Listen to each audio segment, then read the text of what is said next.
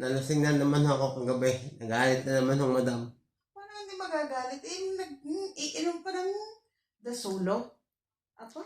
Ay, kaya ho, sa galit na ho na rin, nagyaya na ng pustahan pa layuan daw ho ng ihi. Pag siya daw ho nanalo, titigil ako ng pag-iinom.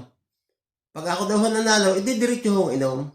Aba, ay tayo naman ng mga lalaki, ay siyempre, papatalo ka tayo at saka sigurado ho tayo na tayo mananalo. Oh, ay di, pumayag naman ako, sabi ho niya, sino mauna? O di, sabi ko, ikaw na.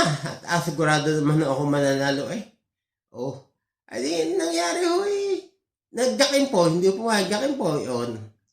Siya ang nauna.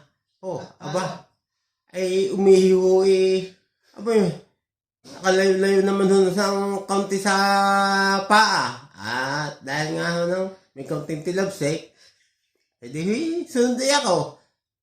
Ay di, pag-ihi ko ho ito sabi ho sa pagbukas ko iihi na ako, sabi sa akin, oy, teka, madahaya ka. Sabi, bakit? Ay, nung ako hindi ko hinawakan, ay, ganyan ho nangyari.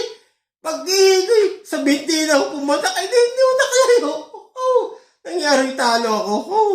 Ay, akala ko naman ho pwedeng hawakan. Ay, nakatwiran na yan. Ay, ako hindi ko hawak ang akin. Ay, tapos iihi kay hawak mo yun. Ay, di, sa binti na pumatak. Di siya ho din ang nanalo. Hindi ho. Mamamiya. Talagang talo tayo. Kaya ho, walang magagawa.